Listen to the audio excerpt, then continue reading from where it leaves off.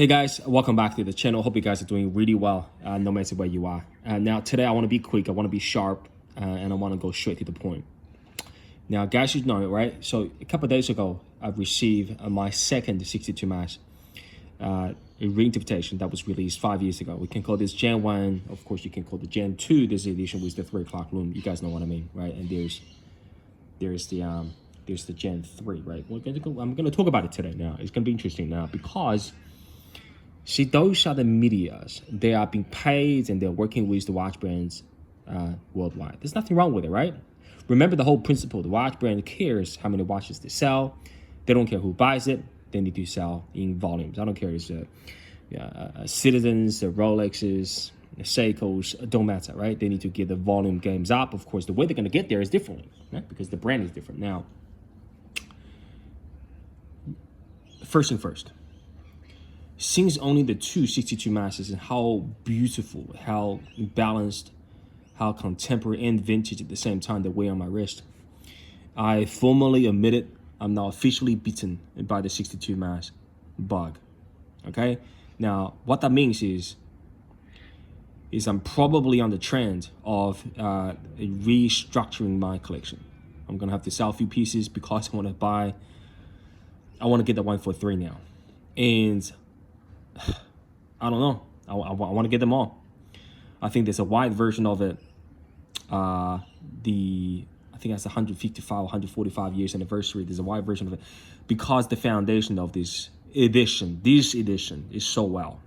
I want to start collecting it. And furthermore, my motivation has been strengthened by what they're doing right now. I'm going to talk about it in a minute. So my conclusion for today's video is, guys,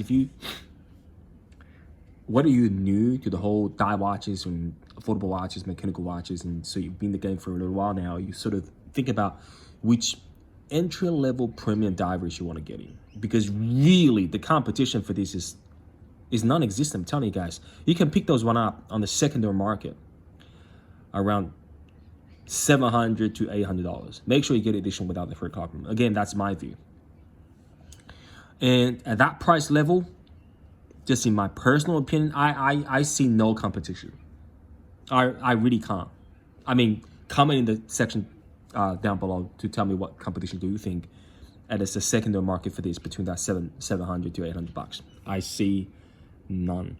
Okay, and if you're on the fence about pulling the trigger for one of them, or you're considering saving up money to get one of those, okay, or you're being intrigued, you're being contemplated by it because they're new, right? I'm going to talk about it in a minute.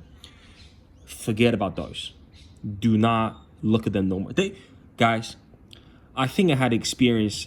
I didn't sort of handheld one of them, but I did saw them in display in the Seiko boutique. They're a fantastic watch. Don't get me wrong. Those are, of course, I'm borrowing from time to time. They are beautiful, well-made watches. Of course, they're asking a bit more. I think 1,500 over 2,000 AUD as a retail, right? So just check on the prices here. I think they have it in the end. Okay, so all right, so they've got $2,000. $2,000, I think, for the gold and the black. The blue goes for a bit more. Okay, significantly more money, but that's not the point. The point is, I'm gonna say that again. If you're on the fence about getting the best bang for the buck for the divers, affordable, that has the heritage, that's gonna stay relevant in the long term, and you're a fan of the design, get those. The first generation of SPB. Get them now. Buy them now. Seriously, guys. There will be people selling because they want to upgrade. There will be people selling, of course, naturally throughout their collection journey. But get those, okay? I want you to put them in the radar right now, all right? And I don't want you to miss an opportunity because you're $50 less. I'm going to say that again. First iteration, full box. Make sure it's all mint. It's not sort of stuff up, okay? Of course, it's going to have hairlines just like those, or things here and there, but make sure they're minimized, okay? Now, between $7 to $750. Box, paper, of course, majority of those watches going to be out of warranty unless you're buying from a local boutique, which has 5 years, because those will produce, I think, between late 2019 to 2021, okay? So they'll be out of warranty naturally. Don't worry about them. Those are solid watches.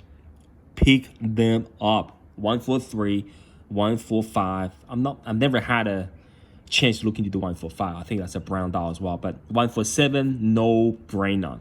149, this one is gonna be more, maybe between 850 900. Okay, I'll give you allowances up to 900. Don't pay the $1,000 for it. Well, you can if you really like it. This watch is a jewel. Okay, now pick those up. I don't want you to wait. I don't want to give me excuses. I'm $100 short. I'm $50. Like I said, full box bracelets. This one comes with the straps. I've got another bracelet for it as well, of course. Snap them up. All right, that's it. You can stop the video and just go with what I just told you. Now I'm gonna explain why. Okay, now first part of the why is we talk about the structure. Okay, so the structure of the watch is Seiko. There's 62 mass. Where is it? Okay. Okay. 9065, 150 meters water resistance. This was the original 62 mass. Okay. And this is the 2024. Okay. Now this part of the photo don't change, even in 20 years time. This part of the photo will change because they need to sell more watches. All right. Now, you see the differences. I'm almost on the same line with myself that what Seiko is not trying to do is they see the threat of micro brands. I'm gonna say that again. I'm gonna go deep today. Okay, I'm gonna try to cut it short. They are trying to protect themselves from a mindset of the micro brand, which I don't like. I'm gonna explain to you in a minute. I'll tell you what. There's gonna be tons of arguments up in the management, in the boardroom, in the production line about the designing and the execution of the watches, right? There's going to be conflicts and people talk about different ideas. The micro brands has been so popular in the marketplace because they're dominating the ideas of better spec or improved spec means better watches. You see, I'm going to the philosophy. Okay, I'm talking about the designers, the whole management. That's how I look at it, right? Micro brands. We talk about the materials. We talk about the case finishings. We talk about the power reserves. We're talking about the looms. We're talking about the water resistant. We'll talk about all those because we believe those things, as long as they improved, it will lead to better sales. You see what they're trying to do here? The original water resistance 150 meters. Come on. What is with this? I can understand the automatic part of it, but 30 days? Come on, man. I mean, this is going to change 5 years later on. What do you think this watch will be looked at as a watch when the industry move ahead as a whole? When 5 days or 7 days as a norm in the future? Like, you're going to change this up? Next year, we're going to update it to about 4 days, and the year after, we're going to do 5 days. That's just silly. Like this is dumb. Because this is chasing the numbers now. This has got nothing to do with the heritage of the watches, right? Divers 300. Come on, man. They had no problem selling the 150 meters and how important it is in the history book. Why would you focusing on telling the clients and customers that we are doubling with what we achieved initially? There's no point. People's not cared about even a 50 meters dive now, right? People not using it, right? People treating them as part of their characteristic because they value the heritage and the design language of the brand. So I have a problem with those things, okay? And now we'll talk about day windows. Come on. Why can't we just respect the history book, right? Day window at 3 o'clock. Don't look, I'm not even gonna argue with this. Original. Look at that. Follow the originals, okay? Date at 3 o'clock. Without the looms, of course, no day frames, okay? Now, look at the S, and this is the epitome of the 62 mass. I think it's SJE093. Look at that. Look at that. Date at the 3 o'clock. I'm not gonna even argue with it. They are simply trying out new things to see how the market is going to react. That is it. What is this? You're confusing people with the day with the power reserves.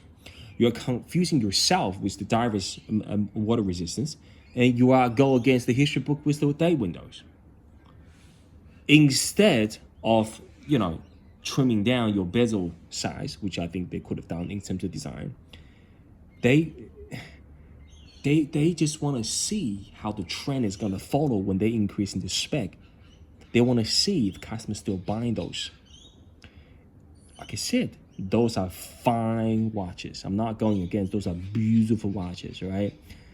But it's just a true Seiko fan, and one day I'll probably get my hands on one of those SJE093. I like those, but why part with my own money to buy this instead of, you know, just put it simple, right? When I sell my 143, this is the same watch, right? Would I sell this to get this? No, not a chance, guys. I mean, this speaks to me. This is like a person that has characters, that has integrity, that, you know, followed the history book to a degree, honestly. But this is just merely a watch, right? Instead of doing this, they should keep the water resistance at 200. Just do, I tell you what. You see Porsche, right? 911, throughout the history book, they don't change much. You don't need to reinvent the wheels, right? Instead of, you know, 72 hours power reserve, 72 hours, and they complete the whole thing with the 3 days. Come on, guys. Divers 300, I mean, you don't need that. And you change to 3 o'clock to ruin the whole thing. You put it's 425, 430, you put a hold on that, right? I'll give you the good that there's a date wheel, it seems is matching of the black color instead of white. I can give you that, but instead of doing all this, what I think they should have done, I think, of course, they're not going to do it because they're not going to serve their interest. They just want to see how the market's going to react. That's why they're doing that. They should have just trimmed the bezel. They should have just trimmed the bezel to a slightly slimmer size and keep everything the same, guys. Maybe tweak. I understand the case is about 0.5 millimeters less, and you know what? They should have just trimmed the bezel size, and maybe tweak this case, maybe a finishing or size a little bit, right? But don't screw up what you've achieved. But again, they talk about business now, guys. They don't. Seiko's not caring about what I have to say. I'm just have to explain what I'm feeling after being honestly collecting Seiko about for 3-4 years. I love watches. So, great watches, but they are not for enthusiasts. They want people to buy. They don't care who's buying it. Do you really think Seiko cares about whether they're enthusiasts buying their watches? Come on, man. They're a large company doing, I think, what, 10 billion in revenue. They're a huge company with hierarchies that you wouldn't, you know, even imagine in your life. But come on, guys. Get the old gem of the SPB lines. They are gems in the collection. I'm gonna buy more of those. I can pretty much commit it now because how beautiful they were on the wrist. So I'm gonna close it up, of course, the video. I think I've made my point. Okay, guys, you guys been knowing me for long enough.